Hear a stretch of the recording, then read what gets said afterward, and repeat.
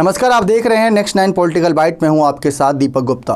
राजा भैया लोकसभा चुनाव 2024 में किस दल का साथ देंगे या फिर अकेले चुनावी मैदान में रहेंगे, इस स्थिति को स्पष्ट करना चाहें तो यहां पर कई रिपोर्ट सामने आई जिसको देखकर ऐसा लगा कि इस बार एनडीए को समर्थन राजा भैया कर सकते हैं। पिछली बार उन्होंने 2 अपने कैंडिडेट लोकसभा चुनाव 2019 में उतारे तो दोनों को करारी हार का सामना करना पड़ा। जबकि अगर हम देखें प्रतापगढ़ और कौशाम्बी सीट की हम बात करें तो वहाँ पर अच्छे ही थे नतीजे, एक तरीके से भले ही नुकसान काफ़ी हुआ हो लेकिन उभरती पार्टी के नज़रिए से काफ़ी अच्छे नतीजे थे। फिलहाल देखें तो हाल ही में राज्यसभा चुनाव हुए जहां पर राजा भैया ने एनडीए कैंडिडेट को समर्थन किया, जबकि अखिलेश ने भी उनसे अपील की थी कि आप हमें भी वोट कीजिए। और उससे पहले भी एमएलसी के 2 सीटों पर उपचुनाव हुए थे, तब राजा भैया ने अखिलेश पर यह आरोप लगाया था कि एक तो उन्होंने बिन बात के वोटिंग बुला ली है, दूसरा यहाँ पर राजा भैया ने यह कहा था कि अगर समाजवादी पार्टी हमसे मदद मांगती तो हम उनको मदद करते, हमसे बीजेपी ने मदद मांगी तो हमने बीजेपी को मदद की, और जब इस बार अखिलेश ने मदद मांगी तो राजा भैया ने अखिलेश की मदद नहीं की।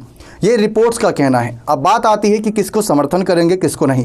देखा जाए तो प्रतापगढ़ सीट पर बीजेपी ने संगमलाल गुप्ता को एक बार फिर से टिकट दे दिया है, यानी कि ये बात साफ है कि राजा भैया के खाते में सीट जाती नजर नहीं आएगी। कुंडा ही यानी कि प्रतापगढ़ के कुंडा के विधायक राजा भैया, ऐसे ही कहकर उन्हें बुलाया जाता है, तो प्रतापगढ़ सीट भी काफ़ी चर्चित सीट मानी जाती है।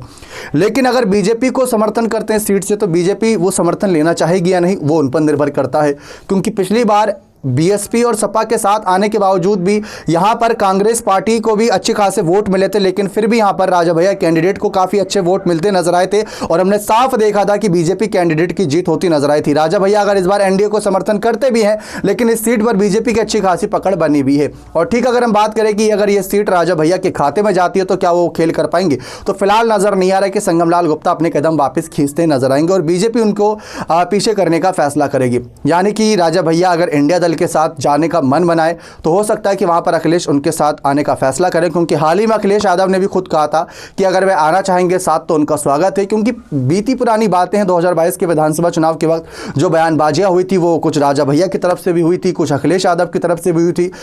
भले ही बात यह हो कि अखिलेश यादव ने शुरू किया हो बयानबाजी की कुंडा के विधायक की कुंडी लगा देंगे, तब राजा भैया ने भी काफ़ी उग्र होकर बयान दिया था। लेकिन फिलहाल लोकसभा चुनाव के नज़रिए से अगर देखें तो राजा भैया की जनसत्ता दल अगर देखें तो कांग्रेस और बसपा से आगे है। कांग्रेस के इस वक्त उत्तर प्रदेश में मात्र 2 विधायक हैं, राष्ट्रीय पार्टी है कांग्रेस, और बसपा का 1 विधायक है वो भी राष्ट्रीय पार्टी है।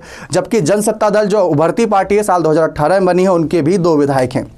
तो लोकसभा चुनाव में क्या राजा भैया जो लगातार विधायक रहे हैं क्या खुद सांसदीय चुनाव लड़ना चाहेंगे या नहीं, क्योंकि लोकसभा के चुनाव में अब तक उन्होंने कदम नहीं रखा है। 2004 में सांसद बन सकते थे, मुलायम सिंह यादव उनको टिकट दे रहे थे, जेल की सलाखों के पीछे से ही बन सकते थे, लेकिन तब वो ऑफर ठुकरा दिया था राजा भैया ने। अब देखते हैं इस बार जनसत्ता दल का क्या फैसला रहेगा लोकसभा चुनाव को लेकर। बने रहे चैनल के साथ, बहुत बहुत धन्यवाद।